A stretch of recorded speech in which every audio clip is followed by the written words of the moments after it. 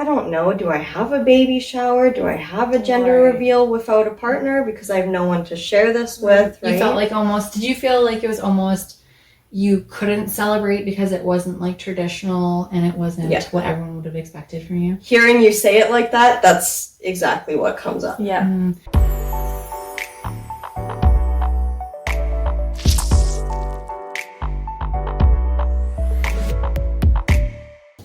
Welcome back to another episode of Smashed Oranges. Today we have a guest with us. Her name is Caitlin.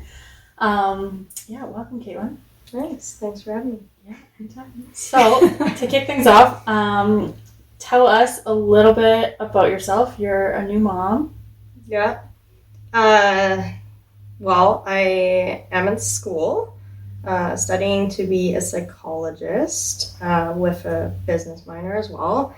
And I am currently working too with a 9-month-old daughter, so life is a little bit busy. I started off in dance when I was younger, and now I've gone into aerial arts as kind of like my hobby and side gig type thing. Yeah.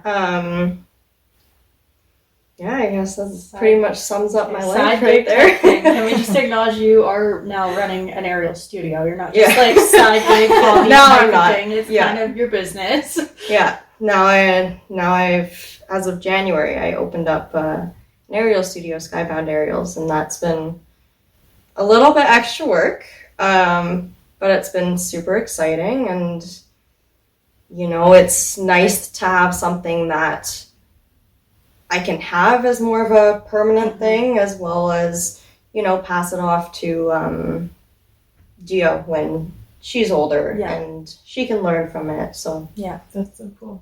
Yeah. So you said you have a 9-month-old. How has motherhood been for you? And tell us about the beginning of your journey with motherhood. Was it very traditional, or was it a bit of a shock? And how did that feel to you? It was actually my first, maybe second day going back into a new semester of school when I found out. So it was, an already pretty overwhelming time. The pregnancy was unexpected as well, so there was quite a mix of emotions that happened with it. I was excited because I've always wanted to have a kid, but there was also a lot of anxiety with it and uncertainty. So there was positive in it, but there was also a lot of back and forth with it too. And, the first little bit, I was very, very unsure of what to do, just because I had just gone back to another semester of school. I just finished my second year previously. So I was right in the middle of my schooling. Yeah. That's a lot. I was working 5 jobs when I found out too, so everything was not very perfect timing. So the first couple of months were really hard in trying to figure out where I wanted to go with it and if I was even capable of taking care of a baby at this time. So those first couple months were hard, and then once I made the decision to keep her, it was a blessing, and even looking at it now, I know she's exactly what I needed in my life. Right. But everything that led up to it, the whole pregnancy was tough. I was mainly on my own. I didn't get to have my, the traditional baby shower. I didn't get to have a gender reveal. I missed a lot of those things that when I first envisioned a pregnancy, when, every little girl, they imagine having a family one day and getting married and all that. And I did miss a lot of that. I'm not married, so I didn't get to have my nice dream wedding and no baby shower, no gender reveal. And a lot of that was because I was just still feeling so unsettled about everything and feeling unsure of how I would be in the role that I was going to be. Yeah. So there was just so much uncertainty that I couldn't even bring myself to be in a place where I was comfortable with having a baby shower or a gender reveal. And I think especially with, obviously there are the people that go and have a baby without a partner, right? But it's not seen quite as often. Mm-hmm. So I think a lot of that weighed on it too, that I was like, I don't know, do I have a baby shower? Do I have a gender reveal without a partner? Because I have no one to share this with, right? You felt like did you feel like it was almost, you couldn't celebrate because it wasn't like traditional and it wasn't what everyone would have expected from you? Hearing you say it like that, that's exactly what comes up. Yeah. And that's harsh. And it feels, I can imagine it would feel a little bit disappointing. I mean, you said that a lot of, girls grow up and it's kind of what you would expect your life to turn into. Yeah. And so as you're experiencing those hard feelings and maybe that disappointment, how did you cope with that at the time? And did you receive any support from people around you? And what did that look like? So I had been in therapy the whole time. Pre-pregnancy, during pregnancy, I actually started going every 2 weeks. That's great. So I was going pretty often to make sure that I was trying to mentally prepare myself and receive that support that I knew I was going to need. My parents have been super helpful and everything. The first couple of months were pretty rocky. They, as most parents with an unmarried single child would look, they were kind of iffy about everything, and they had a hard time processing being younger parents and being grandparents. Right. So that was a little bit of a tough transition for them, but they went to therapy too so that they could get to a place that's huge to help me. And I did have, I noticed that I lost a lot of friends during the pregnancy because you're going into a different lifestyle, right? Tough. Especially because you're only how old? 22. 22. And I was 21 when I was pregnant with her and had her. Right. So So your friends are like in that, let's go out and party and no responsibilities and throw caution to the wind era. And that would feel very lonely. Yeah. That's amazing to hear that your parents went to therapy and were like totally willing they were to do awesome. what they needed to do. And they still are. I mean, they're the biggest support system that I have besides my therapist that I've been seeing all throughout. Yeah. So that's so great. That's huge. So you mentioned losing some friends. Have you found that certain friends have stuck around, and like what's been kind of the differentiator between the people who've kind of left your support network and people who've stayed? I have honestly, everyone that I used to talk to, I don't talk to anymore. So it's been a whole giant transition. Like it's gone from having one completely group of friends to now having a totally new group of friends. And I do have like a few select people that I'm closer to and I talk to more, but it's been quite a big transition. There was definitely a period in the beginning where I was seeing no one, I was talking to no one besides my parents, just because I didn't know where to go. Right. I will just acknowledge, because you and I, I think we'd only met like twice. Yeah. Literally. Before you had Gia. And at some point, I don't even remember, we had connected on social media because our kids are similar in age.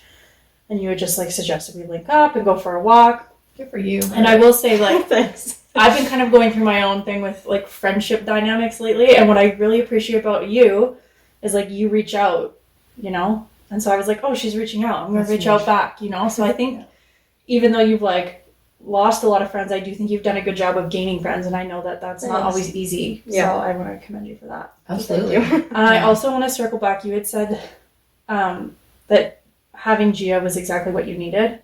And so kind of tying into this changing of phases of life, can you expand on the things that she's added to your life? Well, pre-Gia, I mean, I didn't have a lot of confidence. I still struggle a lot with my confidence, but where my confidence really weighed in on me was I could not stand up for myself for anything.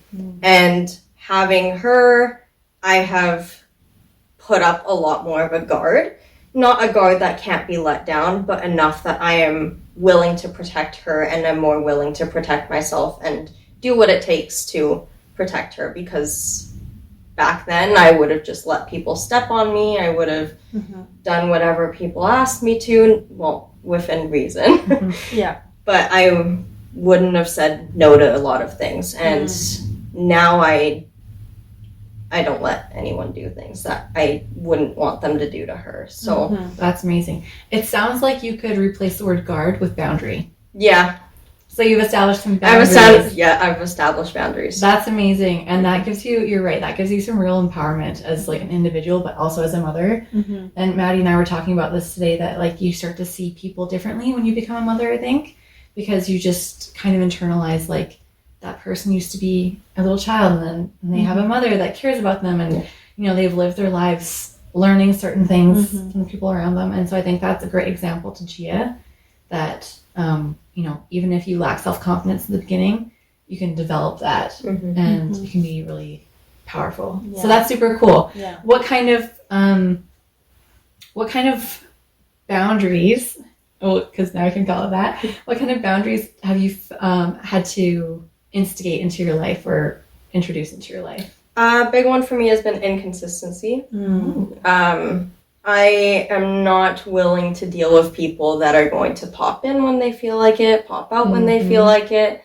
And so that's been the biggest boundary to me, because now it's not only affecting me, but it's affecting her. Right. Especially with being a single mom, she's with me 99% of the time. So anyone who's in my life that she sees, you know, I have a bit more of an expectation that they're not just popping in once a year just to, I feel that, man. who knows, right? Just what they want to get some baby cuddles for one day, and then they're like, I'm over this. So that's probably been my biggest boundary that I've set up for both her and myself, because I don't want to deal with the inconsistency either. That's a great one. That's huge. That's an awesome one. I feel like a lot of moms can either relate or can learn from that, because it really does, you're right, it affects the whole like family unit. Yeah, it really does. That's so cool.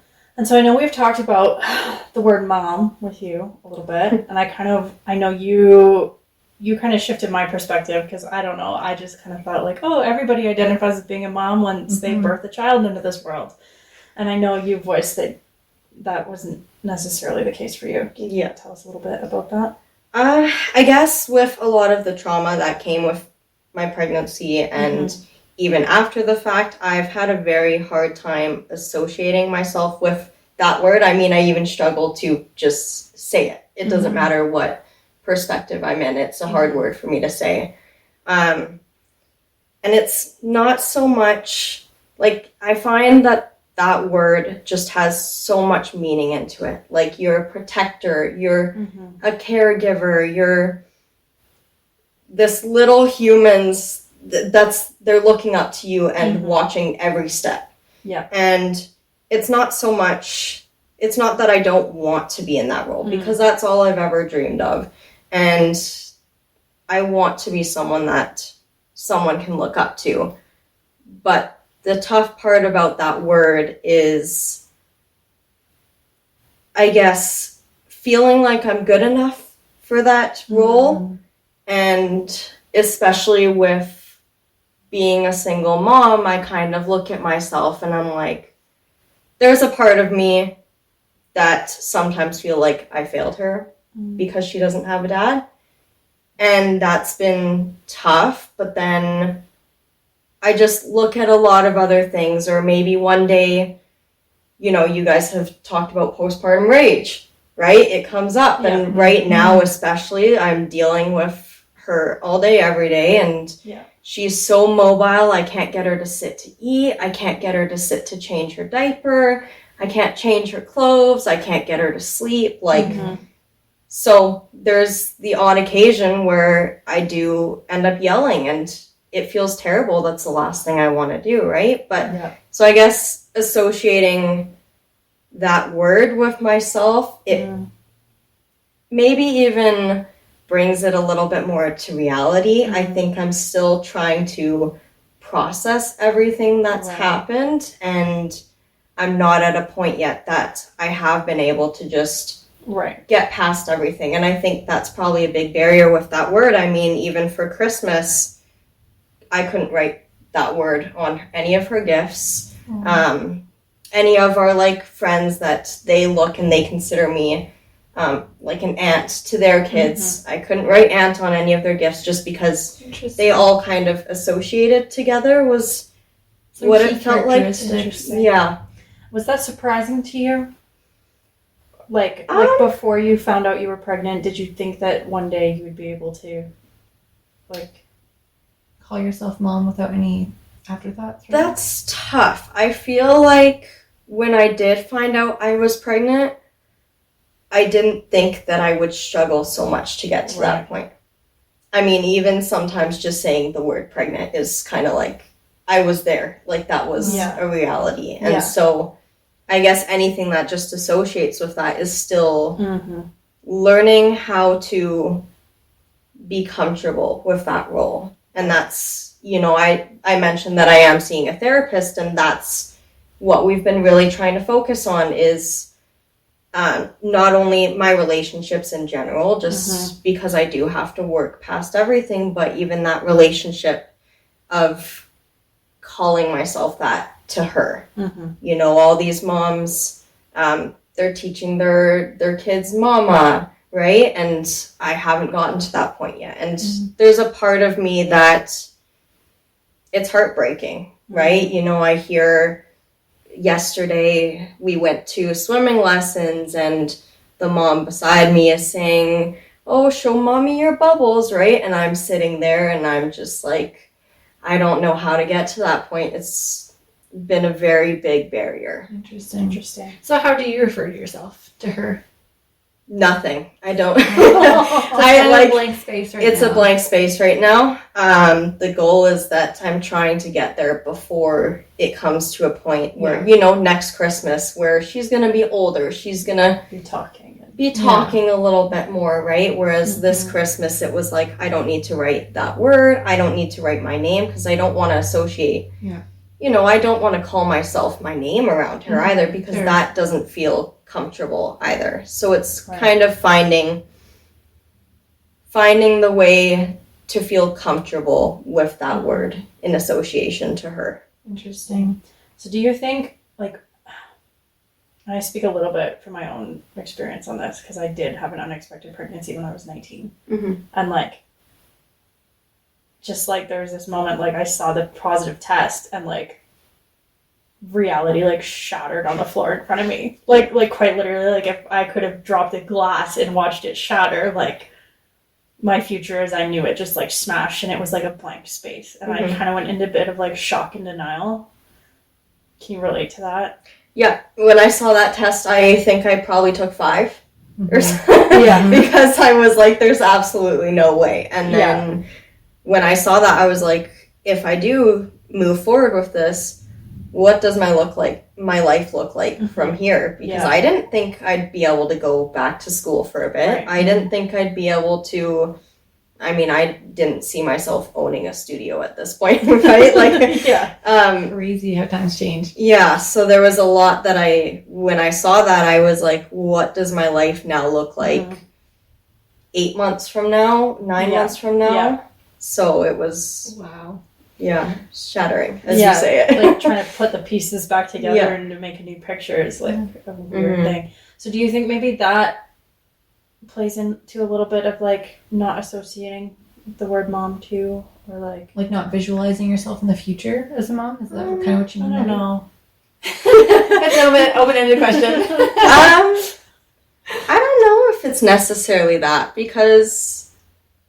I mean, even looking at it now, I am in a better place where I'm like, I can see myself going somewhere. I didn't take a break from school. Wow. When I literally wrote a final exam a week after having her, like, I just kept going. And then even when she was, I don't know how old she would have been, 5 months, maybe, I still went right back to school in September and I've continued through. So I don't know if that's necessarily part of the barrier, just because even though I had that moment, I have continued to move past that moment. You've kind of rebuilt your life. It sounds like you've pivoted quite excellently. It's just my opinion. I think that's astounding, the things that you've been able to do in that amount of time. And I really want to commend you for that because I again, personally, like, I feel like I had all the support in the world. I mean, I'm married, I'm older than you. I was 27, 28 when I got pregnant and had Poppy. And I was still like, what am I doing with my life? So you're amazing, and I really think that that's very inspiring. There's so many things I want to ask you about now. I'm like, which one do I pick? Okay, maybe I'll ask you about the schooling and like how you got into your business and stuff, because I think that's amazing that you've done that so quickly after having Gia. Because Gia's not even 1 yet. No, she's 9 months. Yeah. 9 months. Yeah, that's crazy. Yeah. So when you found out you were pregnant, you said that you weren't sure if you're going to go back to school. So at what point did you decide, I'm going to go back to school? And then I want you to kind of like give us a little bit of a timeline of that, and then how you got into your aerial studio. Well, school, like I said, I found out first or second day that I had just started a new semester. So I knew I was going to have to go ahead with it. My moving into the January semester, or winter semester, I had actually approached my professors for that semester probably about 2 months in advance. Just because I wanted to talk to them a little bit about my situation, see if there was any way that they could support me so that I could continue going to school. So I did that. I had 2 in-person classes, but both of my professors for that class, one of them was amazing, and he just like gave me all the lectures. He let me do all the tests and stuff, everything online. Wow. Including the final exam. And then my other professor that was supposed to be in person, I had all of the lectures. She let me listen to all the lectures. She said, just pop into school for your your midterms and stuff. And then I just had to go back for that exam too. And then I had 2 online classes. So one that was finishing in April as well, with the other classes. And then one that I actually took with a specifically online school, and that carried all the way through summer for me. So it was a 6-month instead of a 4-month program. So that one I ended up completing after I had her too. After I had her, I actually was almost very determined to go back for the spring semester. I almost went back for 1 class, and then my parents told me I probably shouldn't. But a lot of the desire to keep going back comes from the desire to keep working hard for her and, to show her that anything is possible and that you can do anything you put your mind towards. So once I had her and then I finished that online course in the summer, I sat down with my parents and I was like, I think I want to go back in the fall.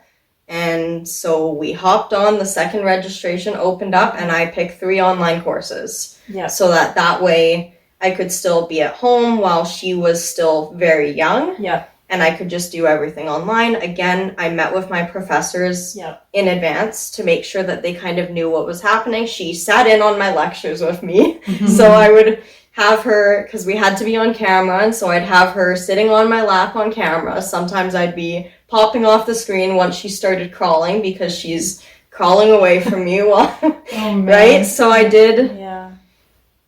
I found the online classes and I thought, Kate, this is an opportunity to keep going. And then this semester that I'm taking now, I have 2 online again, and then I have 2 in person. Wow. And my mom has been fantastic and actually watches her while she's working from home. Oh, that's so amazing. Yeah, which was a big ask of her.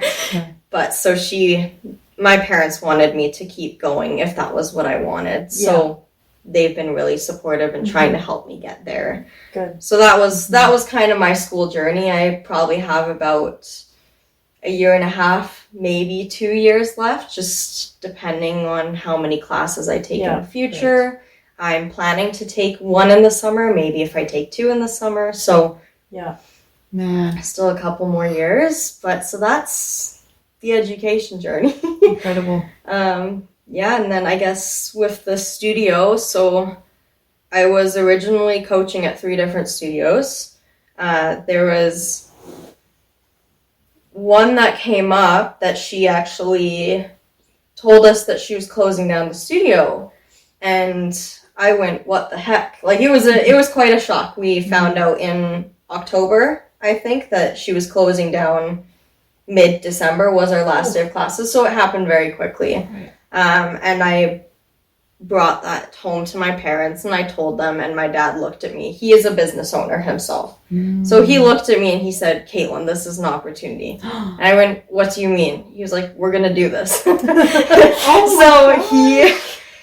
He really stepped up to the plate, and he helped me with the website. He helped me with a lot of the background stuff so that I could still continue to care for Gia. I was obviously still in school, so I was getting schoolwork done, and he really took on a big role just because he wanted me to have that. So we ended up figuring out what the lease of the space was going to cost. We found insurance, and then once we had those two pieces, we went, well, we've got the students, because everyone was hoping that their classes would continue, right? So that was wow, right just, like, there. slipped right in. Yeah, because I had always wanted to own a studio one day. So when the opportunity presented itself, I just I had to take it. I'm like tearing up because it's just so amazing. But yeah, so it was. Yeah. Wow. It was very quick. Is Yeah. how that whole process was. It was hectic, and there was a lot of pieces that typically do not happen in literally a month time, but it happened. I was going to ask, because it had to be like within a month or two turnover. That's insane. Yeah. Wow. So now it's fully functional. Yep. We have the space. The students are all back to classes, and they're all so happy that they're back to classes. I got all new equipment for them. So it's been, kind of putting myself out there as a little bit of a new space, but also still keeping some of the aspects of the old. So everyone's happy to be back, and it's fully functional, and that's so cool. That's very Do you employ other aerial teachers as well? Yeah, so lucky for me, all the coaches that were originally at that studio all stuck behind my back, and they continued to help me get everything set up, and that's amazing. They have all stuck around and continue to do classes, so we have a full team. Oh, I'm just so excited and happy for you. Like success stories. I just want to cry. Yeah. I think I think your story is super inspiring. I just think that I just think that there's so many things that come with motherhood that are like really good reasons to just like not do the things, Yeah. Mm-hmm. Like you'd be 100% justified if you didn't want to go back to school, or if you didn't open the business, and all you did for the next 3 years was like raise Gia, you know? But like, I just think it's super inspiring that you like still continued to do the things to like create the life. Yeah. I will be honest that a lot of it probably does also come from the factor of being a single mom, because all the finances comes down to me. Right. Yeah. Right? So very motivated. there is a little bit more motivation that I have to go and work to get that higher paying job. I have to continue to work because I need the money for her, and we all know mat leave does not pay that well. No. Right? So Yeah, that's so cool. And I think it's cool to see that you're still working on your identity as a mother as well, and like what that means to you personally. And it seems that you're kind of rebranding what that looks like for you and how it feels, because from what I've internalized from what you were saying is that there were some expectations of what you think like a mother should look like and kind of characteristics that a mother has. And I think that you are a great mom. And hopefully you feel confident someday soon to call yourself a mom, because I know that Gia is very, very lucky to have you. I'm simply blown away by the fact that you're so young, and you just approach this with a very mature mindset, and that you care so deeply for Gia that you haven't just like holed yourself up in like this doom hole of pity of like your circumstances. You've risen to the challenge, and you're doing it with her in mind, and in terms of like your example and what she can learn from it. And also I think you're also focusing really heavily on your relationship to her, because I can tell that you want to be a present mom and you want to be somebody who she feels comfortable around, and that you're showing patience. I totally get, like, busy babies are really challenging, and especially when you have so many other balls up in the air. It's like, how do you keep it all together? So it's really, really hard, and I want to validate that. I think you're doing amazing. So I really hope that someday soon you can call yourself mom, because you're putting in all the work, and it's it's very valid. Thank you. Excellent. Is there anything else you want to share with us before we wrap up? Any advice maybe you could give to single moms? I'd love to hear that. I guess my biggest piece of advice is don't let the fact that you're a single mom get in the way. Use that to your advantage and go with it. I mean, it's tough and it's exhausting, but it's also even more motivation to keep going and to keep providing everything that you can, because you are their sole provider and they don't have anyone else to look up to. So it's a tough road, and there is nothing that I can say that will tell you it's any easier. I mean, I'm sure we can all agree that being a parent is tough enough as is. So just keep going with it, and don't give up on yourself, I guess is. That's a great one. Yeah. Great one. Yeah, go at it with a long game in mind. I think you're doing a great job with that. Thanks. That's awesome. Thank you so much for spending the time with us, Keelan. Thanks for having simply me. An honor. It's been great. Yeah, I'm sure you'll inspire a lot of our listeners, and I hope so. Maybe we'll get you back for a part 2 sometime and see how you're doing, catch up. Yeah, but, absolutely. Yeah, thank you again so much. Thank you. Okay, well, to all our listeners and watchers, thank you again for joining us. Don't be afraid to hit the like and subscribe buttons, add any comments, questions, or anything else you'd like to see from us, and we'll see you later. Thanks so much, guys. Much love. Bye.